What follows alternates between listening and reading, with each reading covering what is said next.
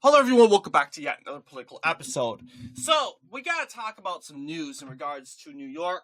So, while the left is being the left, and obviously, no surprise to them in regards. So, we have what really the American people think of Donald Trump, and it's amazing. Obviously, these are numbers that look bad on paper, but if you know New York, like we all know, it's super blue.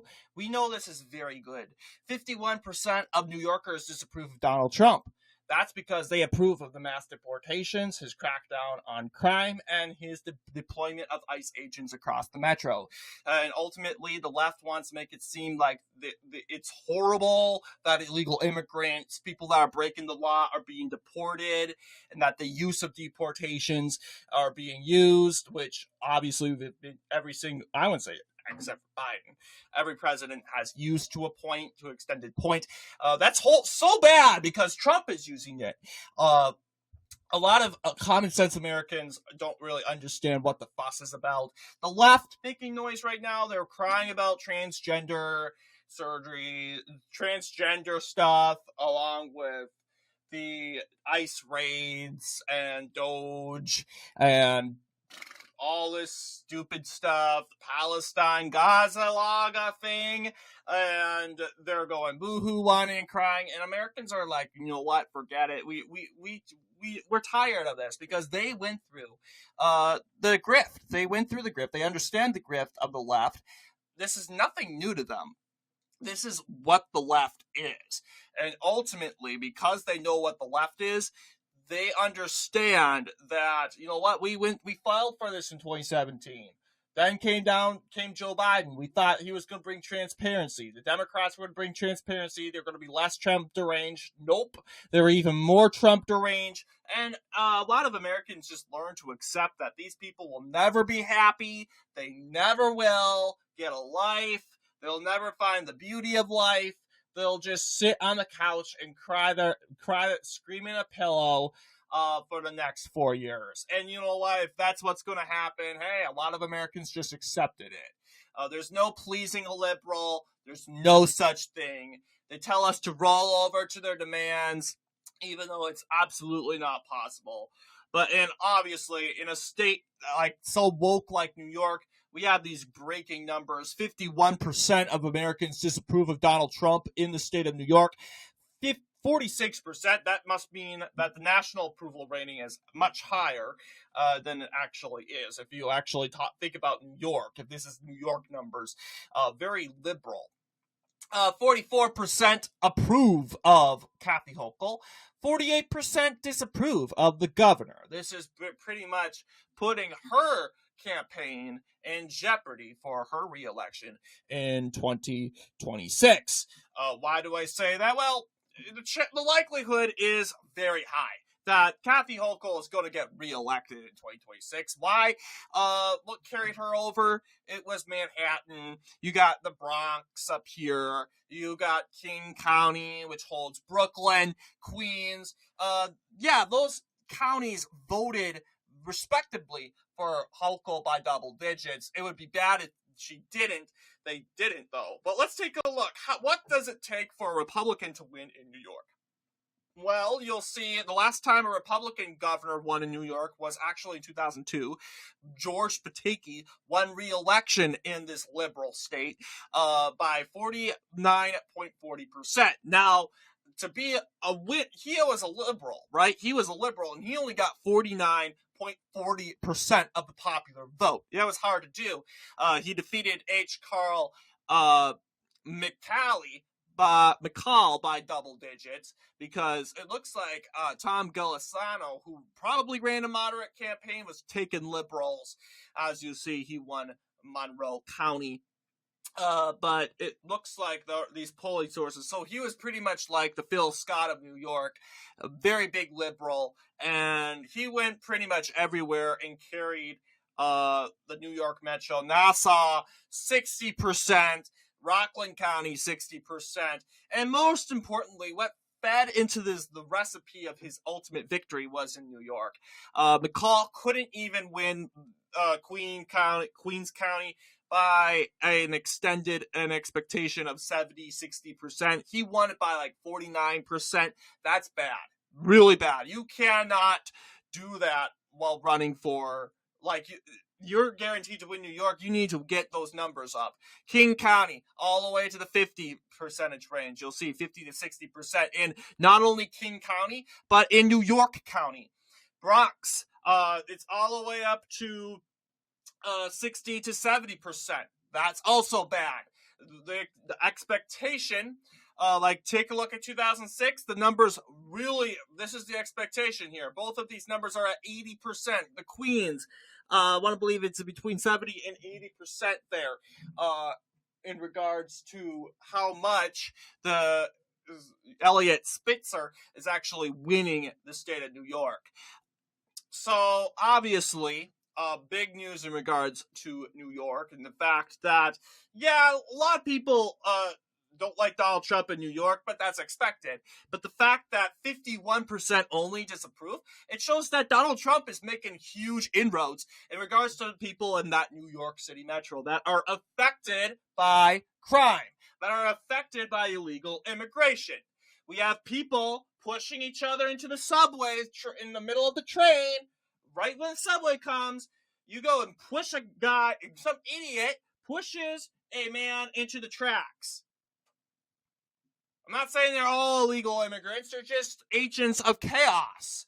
And then you have the governor, who really cares about her reputation, not really the safety of her own constituents. She rides on the subway to see how safe it is. Look at guys, look at me. She is surrounded by thousands of her agents. Like, no one would dare, if someone even thought to push the governor of New York into the tracks, oh boy, they wouldn't even, that's like a 0.01% chance of actually succeeding, because those security will not let that plan execute. But yes, obviously, people are totally falling for the grift that Kathy Hochul is riding the train saying, oh, it's all safe, guys. I have border guards surrounding me. But that doesn't matter. It's all safe.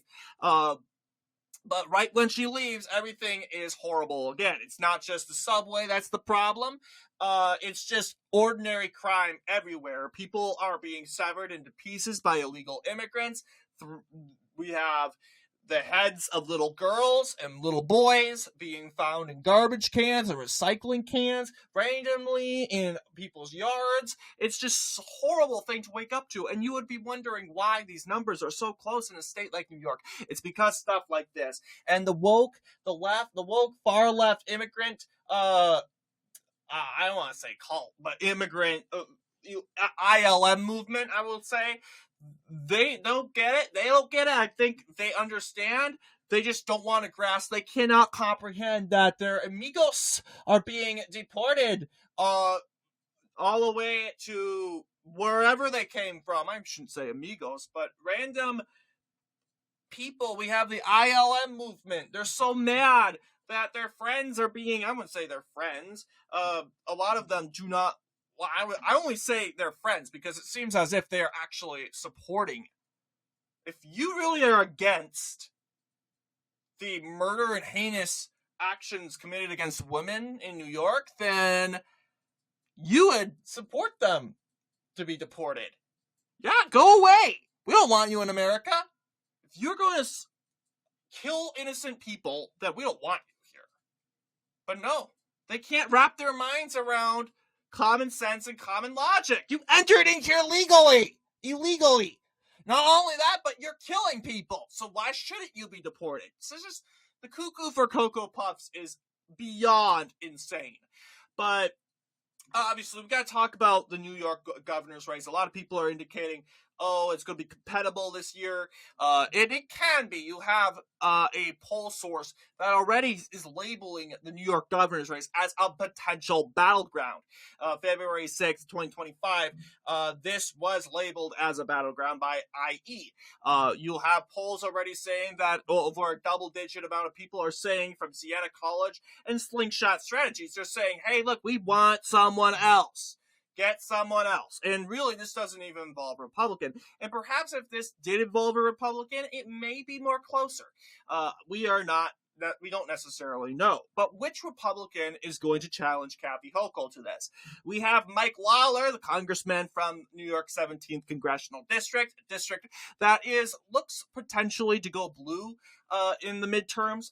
If Democrats, it's true that they have a good chance of winning that House of Representatives, the likelihood that they're going to flip this district is pretty high. So Lawler probably knows that the chances that he's going to lose his job is potentially high. He's facing the inevitable. He probably doesn't think he's going to win in New York, but it's either try to tough it out and keep his seat, or try to, of course, get more name recognition to try to take out a corrupt governor. Because maybe for him, it might be because of winning. I mean, Republicans haven't come this close, so close to winning New York until now. But it could be also reasons trying to expand that margin in regards to recognition, and maybe running a presidential run. Don't think that Mike Lawler could do it, but he is a recognizable name in New York. But we can already go ahead and predict what the results could be if Lawler ran. I'm not sure it would be. It would probably be close, but I was thinking it would probably look like something like this. The only difference in my result, in my prediction, would be that Lawler would pick up Schenectady County, right up here and above Albany County. Why? It's a long-time Democrat county. It has a university there. Why is it going red all of a sudden? You'll see that Kathy Hochul won this county. Kathy Hochul won this county barely. I mean, this county almost went to Lee Zeldin. It very well could have gone to Lee Zeldin. But we're looking at the polls. County results.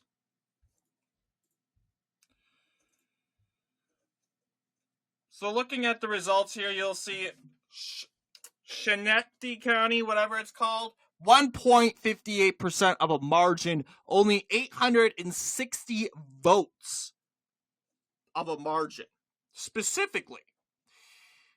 And obviously, the numbers are very comparable. You got Onondaga County right in the middle. That seemed to be a compatible flip for Republicans. Erie County is shifting more to the right lately. You got Monroe County.